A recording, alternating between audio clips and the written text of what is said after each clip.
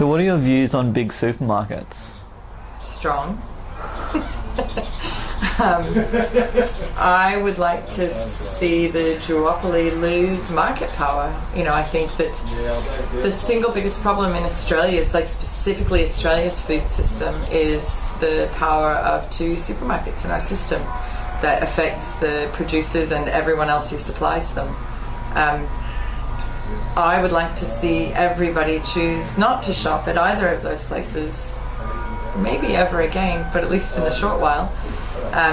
And the only way we're going to see that happen is people like us creating viable options for people to actually shop elsewhere. Because it's all well and good to say boycott the duopoly, but if there's nowhere else to go, like, you're going to get pretty hungry eventually, right? So I think more of us need to keep building. We didn't fight that system.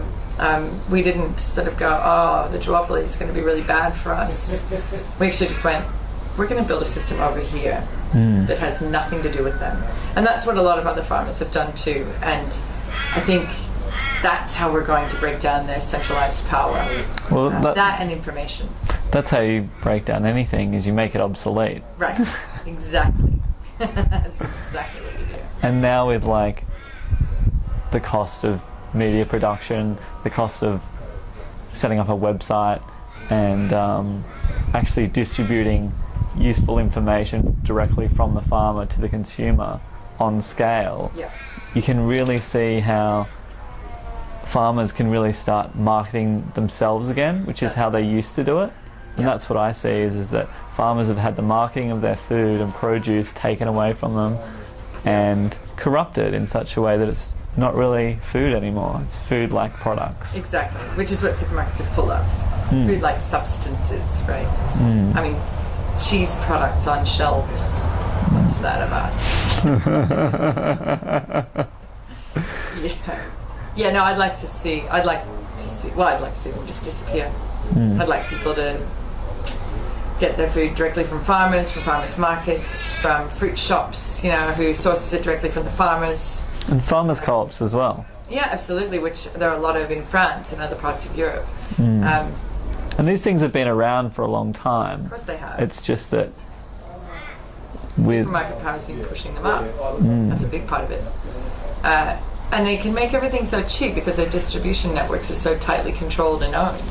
So that's one of the ways that they make everything super cheap. And I think that's how do they sell milk for less than the cost of production? How do they do that? Right? Well, I think their food is not cheap. I think that's a big misconception. Well, sorry, I should have said financially cheap. Yeah, it's not cheap at all. Look at the cost to us. You know, ecologically, health, our ethics. My God. Even price-wise, I think, like, I can get certified organic avocados for $1 each directly from the farmer. Cool. And, you know, like, I live in the Northern Rivers, so, you know, it's a little bit different. But things that grow locally, like avocados, sweet potatoes, bananas, you can get those all these, prices. And all certified organic. And I walk into the supermarket, and it's just conventionally grown sweet potatoes, $3. It's $3 or $3.50 a kilo, right. And it's like I'm getting certified organic goodness from farmers that I know, and I can ask them anything I want for $3 all year round. Yeah. And it's like Coles and Woolies and IGA and Aldi, they can't compete with localised food economies. No. As far as price goes. Some IGAs are actually very good at local food economies. So they vary enormously because they're independent. Yeah. So. But they're still owned by foreign.